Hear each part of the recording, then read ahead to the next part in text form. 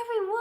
Happy Wednesday to you. I hope that you are doing well, and what a gift to open God's Word today and to see what the Holy Spirit has in store for us. And I would love to hear if there's any scripture in particular that the Holy Spirit has been laying on your heart. Please feel free and share in the comments below. So today we're going to be in Ephesians 3 today. I know that we've been in Ephesians several times before, and a lot of times we look at Ephesians 3, the last part, where Paul shares a prayer for the Ephesian church. So if you ever need prayer inspiration, go to Ephesians 3, 14 through 21. It's so good. But today we're going to be reading in the middle of Ephesians 3, and I pray it's a wonderful blessing to you. So, hello, dear Sarah.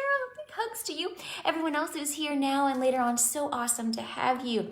So Ephesians 3, starting here in verse 7, this is Paul speaking. He says this: I became a servant of this gospel, good news, by the gift of God's grace given me through the working of his power. Although I am less than the least of all God's people, this grace was given me to preach to the Gentiles the unsearchable riches of Christ. So let's just stop there. So a lot was said in just 2 verses.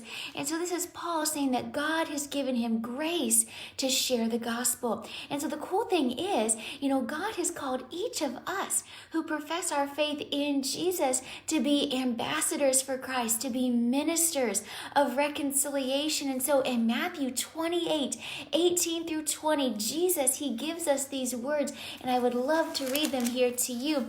And it says this: all authority in heaven and on earth has been given to me, to Jesus.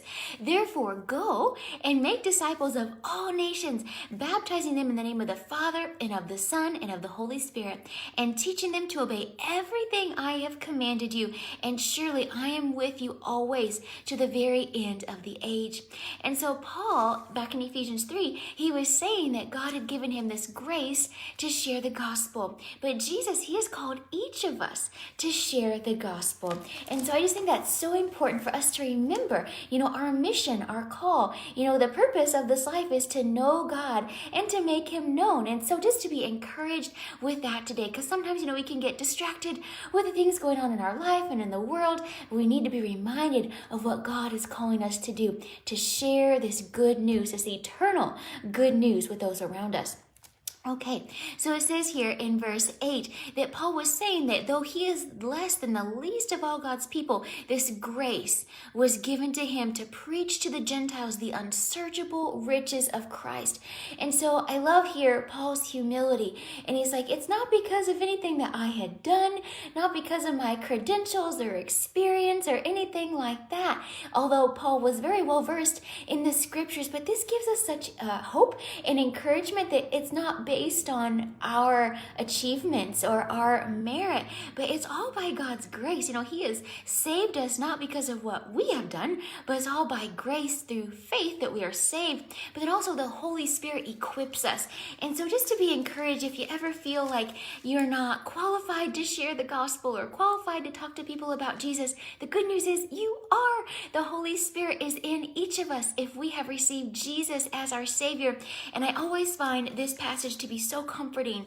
And so 1 Corinthians 2 verses 2 through 4. For I resolved to know nothing while I was with you except Jesus Christ and him crucified. I came to you in weakness and fear and with much trembling.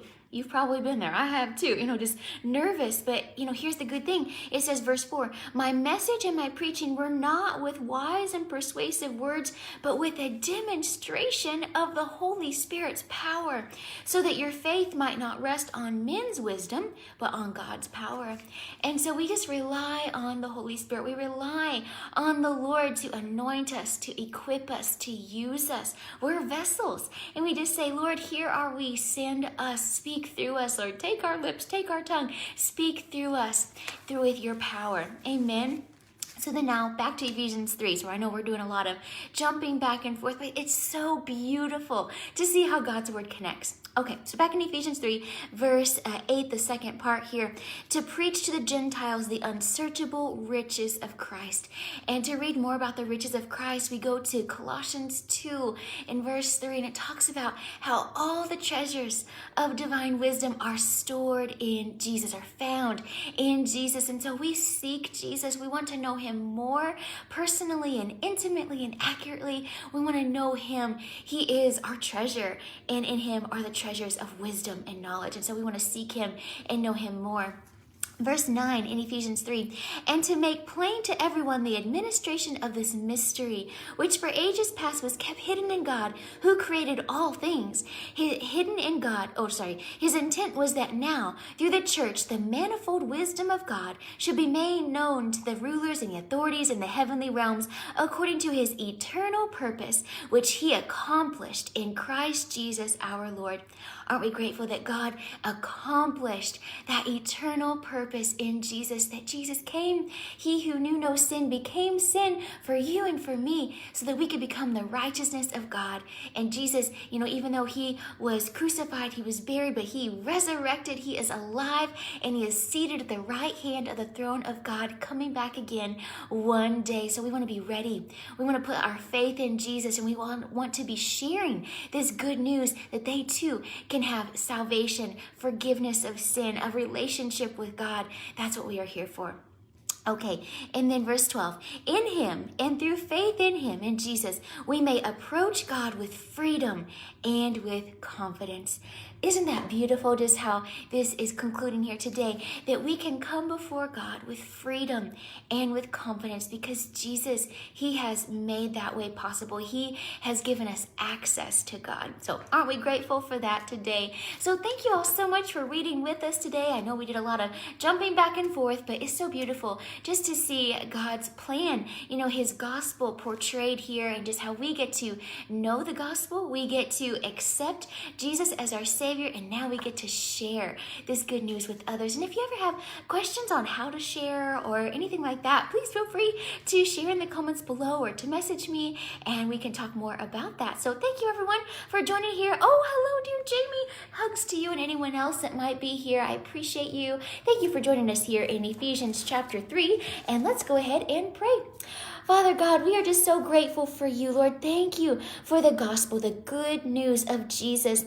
We thank you, Jesus, that you have died for our sin, that you have risen from the grave, that we have hope, that we have life in you, we have forgiveness in you. We thank you, Jesus, that who the Son has set free is free indeed. We thank you for your freedom. We thank you for your joy. We thank you for your power. And Lord, just as Paul was saying here, that it's not, our merit, it's not our wisdom, it's not about us, but Jesus, it's all about you. And God, it's by your grace. And so Lord, we just invite you, we surrender, Lord, we crucify ourselves, and we say, may it not be us who lives, but may it be Christ in us. Holy Spirit, may you anoint us, may you equip us, may you empower us to share the gospel with others. I pray for courage, Lord, that we would not be ashamed of the gospel, for it is the power of God to salvation. I pray, Lord, that you would help us to speak with grace seasoned with salt, that you would help us to be in tune with you, Holy Spirit, and to heed your promptings. I pray that you would prepare the hearts of those that we may encounter today. I pray for anyone that we know that doesn't know you yet. I pray, Lord, that you would soften their hearts, Lord, that your kindness would lead them to repentance, Lord, that you would draw them out of darkness and bring them into your marvelous light.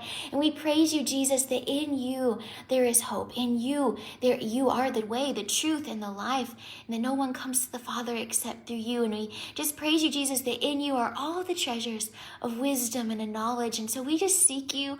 We desire to know you more.